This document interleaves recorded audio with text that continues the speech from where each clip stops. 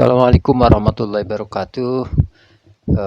Pengajian pada duhur di Masjid Istiqlal pada tanggal 17 November 2024 disampaikan oleh Kiai Haji Bukhari Sail At-Tahiri LCMA.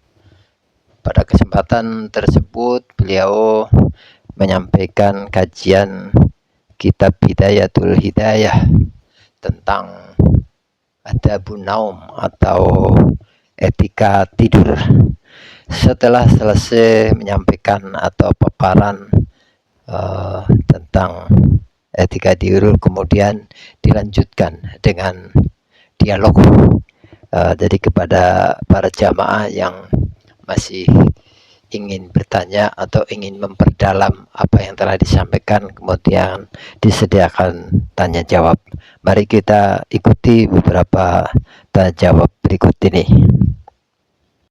Alhamdulillah sudah sampai pada pertengahan dari pembahasan Adabun Naum dari kitab Al-Kifayah Syarhu Bidayatul Hidayah. Bidayatul Hidayah adalah karangan Syekh Imam Hujjatul Islam Abu Hamid Al-Ghazali.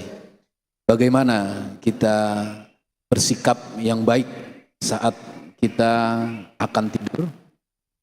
Maka beberapa hal yang sudah disampaikan oleh guru kita, bahwa agama Islam ini sangat lengkap, membahas apapun cara sampai tentang tidur, Pak. Masya Allah. Jadi tidur ini jasad kita diletakkan di atas kasur, tapi nyawa kita entah kemana. Maka saat kita akan tidur, hendaklah kita menghadap kiblat. Jadi badan dimiringkan, mohon maaf ini, badan kita dimiringkan ke kanan, jadi sisi kanan badan kita berada di bawah. Ini sebagai sunnah saat orang akan tidur. Kemudian hendaklah kita banyak berzikir, bertaubat, bahwa niatkan tidur sebagai upaya kita untuk berbuat kebaikan. Dan selanjutnya kita bersuci dari hadas kecil, hadas besar, kemudian bersiwak, bertayamun, yaitu tadi sebagaimana mendahulukan kanan. Bisa saja kita naik kasur, Pak. Tadi menghadap ke kanan semuanya, karena Rasulullah ini sangat mencintai mendahulukan yang kanan. Kemudian bagaimana dianjurkan kita membersihkan, tadi mengebut ya. Kalau ini orang tua dulu biasanya ada sapu lidi, Pak, disiapin itu. Itu tadi kata guru kita mengusir apapun, setan dan sebagainya. Bukan hanya debu-debu, Pak. Itu kalau dilihat orang-orang itu bersih sebenarnya tempat tidurnya, Pak, daripada ruang tamu dan yang lainnya. Tetapi itu dulu saya kalau masih kecil tuh dikebut gitu, Pak, pakai sapu lidi. Pasti ada sapu lidinya. Maka ini amat bermanfaat. Kemudian tadi juga dianjurkan kita berwasiat, Pak. Bisa jadi besok bangun apa tidak bangun ini, Pak.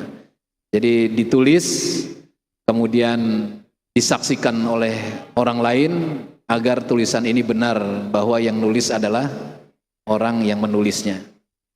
Kemudian hendaklah kita mengambil banyak hal di dalam saat kita tidur ini dengan kebaikan-kebaikan yang kita lakukan, dan juga kita niatkan bahwa saat kita bangun besok kita berupaya berniat untuk melakukan kebaikan kepada siapapun.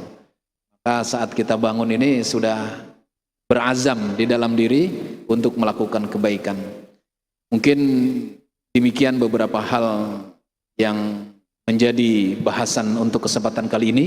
Kita kembangkan, mungkin ada tanya jawab dari jamaah, baik Bapak dan Ibu. Kami persilakan mungkin dari Bapak. Ya, silakan Pak, satu. Ada yang lain? Ini dari Purwakarta. Ibu ada? Wah, Ibu kayaknya tidurnya nyenyak terus nih. Yes. Silakan, ada dua tadi. Silakan mendekat, Pak, ke mic, Pak. Ada satu lagi? Ya, sebutkan nama, asal daerah, uraian singkat dan padat, Pak. Bismillahirrahmanirrahim. Assalamualaikum warahmatullahi wabarakatuh. Waalaikumsalam warahmatullahi wabarakatuh. Nama saya Mugi dari Jatinegara, Jakarta Timur. Pak Kiai, terkait dengan tema siang ini tentang tidur, dan berbicara tentang tidur ada sangkut pautnya dengan ruh, karena seperti yang tadi Kiai sampaikan, orang tidur hakikatnya adalah ruhnya diangkat oleh Allah. Pertanyaan saya singkat saja, apa itu ruh, Kiai? Yang kedua, apa itu? ruh. Oh, Ruh kita. Yang kedua, jiwa. Apakah ruh sama dengan jiwa? Terima kasih. Assalamualaikum warahmatullahi wabarakatuh. waalaikumsalam. Berikutnya, Pak, silakan. Ini Pak Muji apa Mudi? Oh, Mudi. Bismillahirrahmanirrahim. Assalamualaikum warahmatullahi wabarakatuh. Waalaikumsalam. Pak Ustadz, ya, nama saya Kurniawan dari Jakarta. Ya, mengenai dialog ini cukup bagus temanya. Yang saya tanyakan, kalau kita tidur, kita tidak lepas, kadang-kadang kita bermimpi ya, Pak Ustadz. Itu ada mimpi baik, ada mimpi buruk, ya, seperti itu. Nah, kalau mimpi buruk itu gimana kita menyikapinya ya, Pak Ustadz? Kadang-kadang di medsos itu kalau kita baca mimpi buruk itu artinya sangat ngeri sekali gitu kan. Nah, itu gimana kita sikapi mengenai mimpi buruk itu? Terima kasih. Wassalamualaikum. Waalaikumsalam. Dari Ibu ada yang lain? Baik, sepertinya sudah ada 3 penanya, Pak. Yang pertama dari YouTube Masjid Istiqlal tentang orang yang mau tidur main handphone aja, dia nggak ingat mati, Pak. Demikian, Kiai. Ya baik, pertama dari yang menanya dari online ya, mau tidur main HP. Ini justru kita ngaji ini supaya kita bisa memperbaiki. Mau tidur main HP sampai ketiduran sendiri, HP-nya di mana entah. Ini tidak sesuai dengan adabun naum yang dianjurkan oleh, karena nggak bisa tidur gitu ya.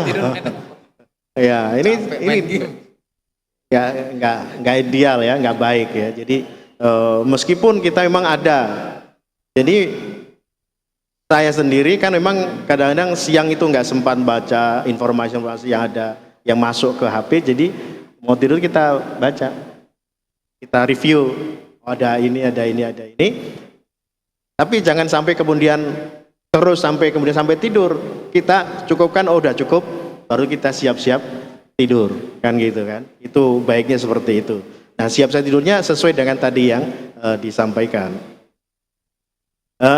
Yang kedua dari Pak Mugi Jatinegara terkait dengan ruh. Apa itu ruh? Wa yas'alunaka 'anir ruh. Quran. Mereka bertanya kepadamu ya Muhammad tentang ruh. Jadi ruh ini memang luar biasa, dan sesungguhnya hanya Allah yang tahu persis tentang ruh. Itu masih rahasia betul, ruh itu. Wa ma ataitum minal ilmi illa qalila. Dan tidaklah aku berikan ilmu kepadamu kecuali sedikit. Katakan sebelumnya itu qulir ruhu min amri rabbi. Ruh itu urusan Tuhan, urusan Allah. Kalau kita ingin mengetahui ruh secara banyak, secara proporsional, kayaknya ya selama ini ruh itu kita masih ilmu-ilmu sedikit saja. Bagaimana apa itu ruh? Karena memang misterius banget roh. Ada orang badannya sehat, rohnya berpisah mati. Ada orang yang sakit sampai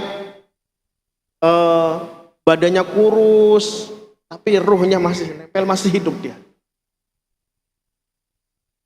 Yang Allah tunjukkan itu kepada Ariel Sharon, itu pemimpin mantan presiden Israel itu ya, yang ternyata badannya itu berbelatung selama 8 tahun, koma, berbelatung, hidup. Allah tunjukkan kekuasaan, bagaimana menyiksa Ariel Sharon yang telah menzalimi umat Islam Palestina, menyerang Palestina dengan membabi buta itu. Pada akhirnya Allah tunjukkan kekuasaannya. Dia selama 8 tahun badan itu busuk dan hidup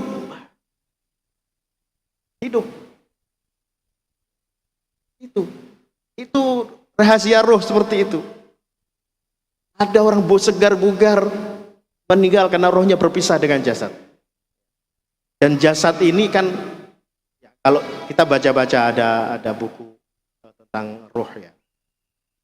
Jasad ini adalah medianya roh saja untuk bisa berinteraksi dengan kita-kita. Ya, kita-kita ini hanya media.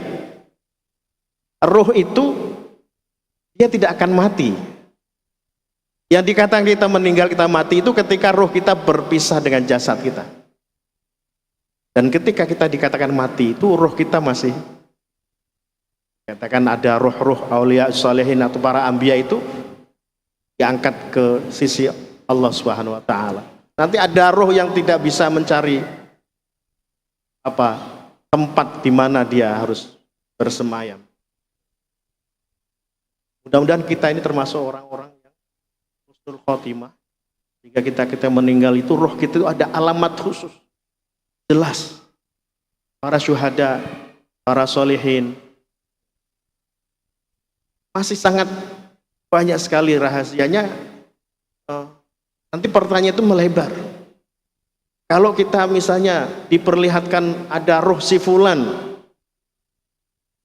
misalnya itu roh dia benar apa bukan? Itu ada yang mengatakan bahwa itu bukan dia, tapi itu adalah korin. Korin ini ada kaitan dengan roh kita juga. Jadi setiap kita ini punya korin, punya dari bangsa jin yang mukanya itu mirip kita, persis. Dan nanti ketika kita meninggal, roh kita berpisah dengan jasad kita, jinnya itu masih hidup. Semua termasuk Nabi kita punya, Nabi Muhammad itu juga punya korin itu.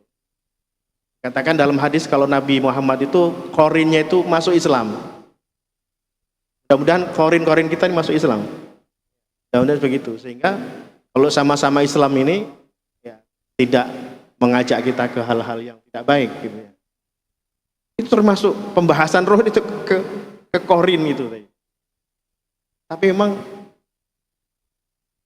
Ibnu Qayyim yang membahas tentang roh itu juga kalau kita baca, ya memang beliau mengatakan was'alunaka 'anir ruh qulir ruhu min amri rabbi.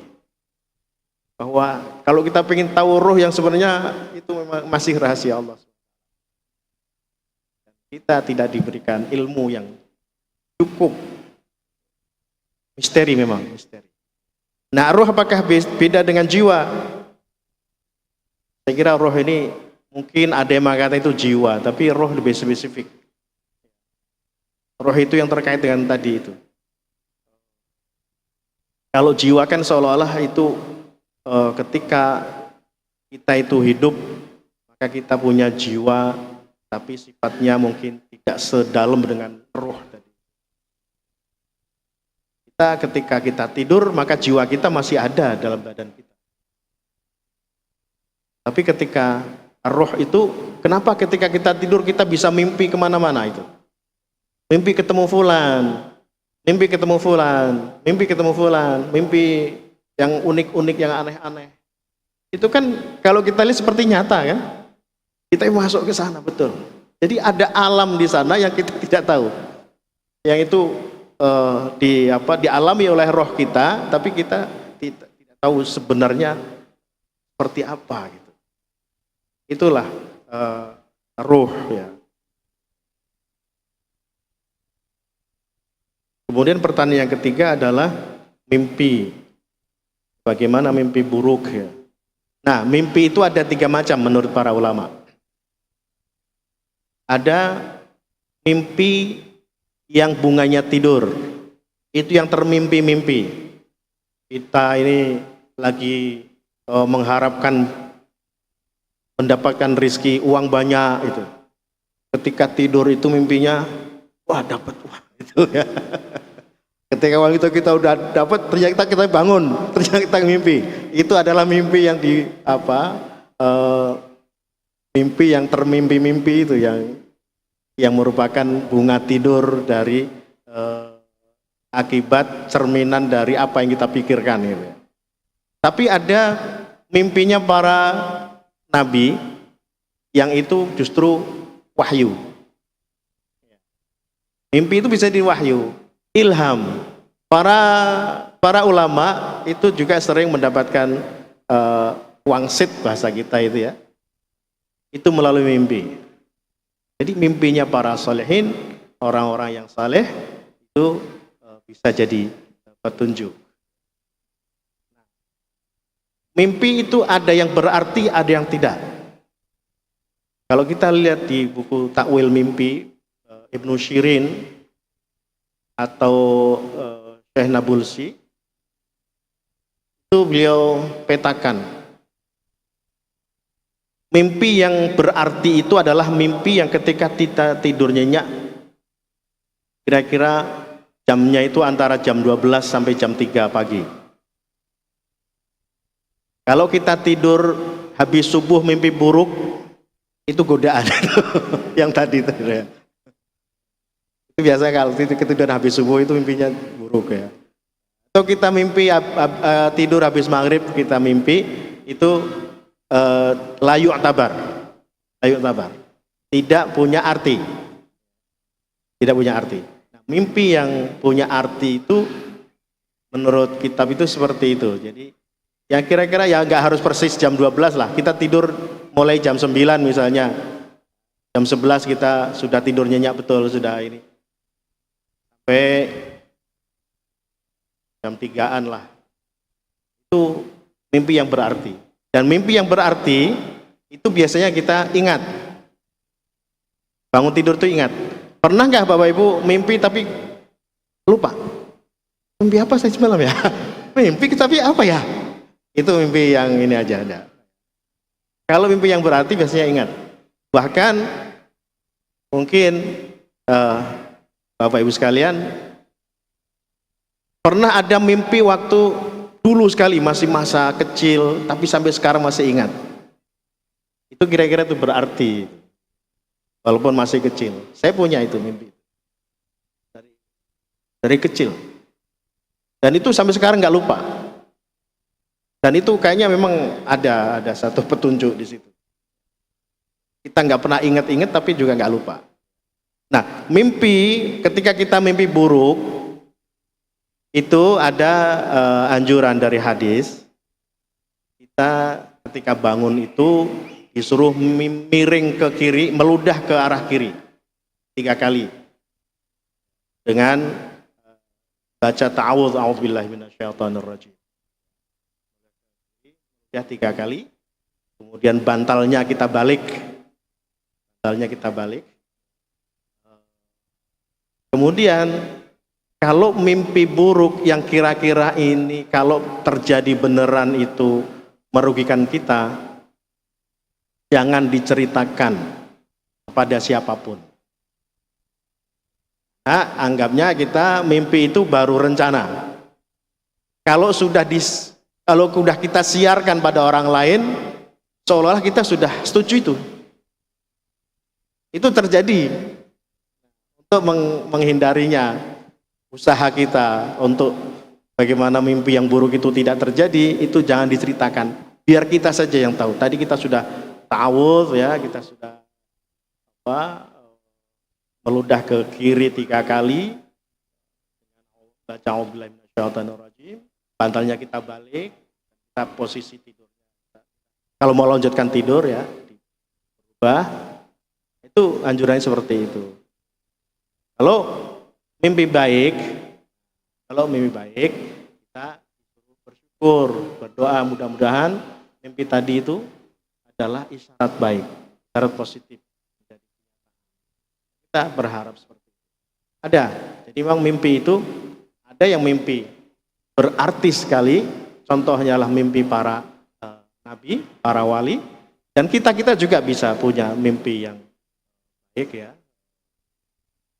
Ya belum berarti dan ada artinya. Kita sendiri mungkin bisa membedakannya. Mana mimpi itu berarti dan mimpi yang tidak. Sekian, kalau sudah tidak ada lagi dari saya cukup sekian. Kurang lebihnya mohon maaf. Wallahul muwaffiq ila aqwamit thoriq, wallahul musta'an. Wassalamualaikum warahmatullahi wabarakatuh.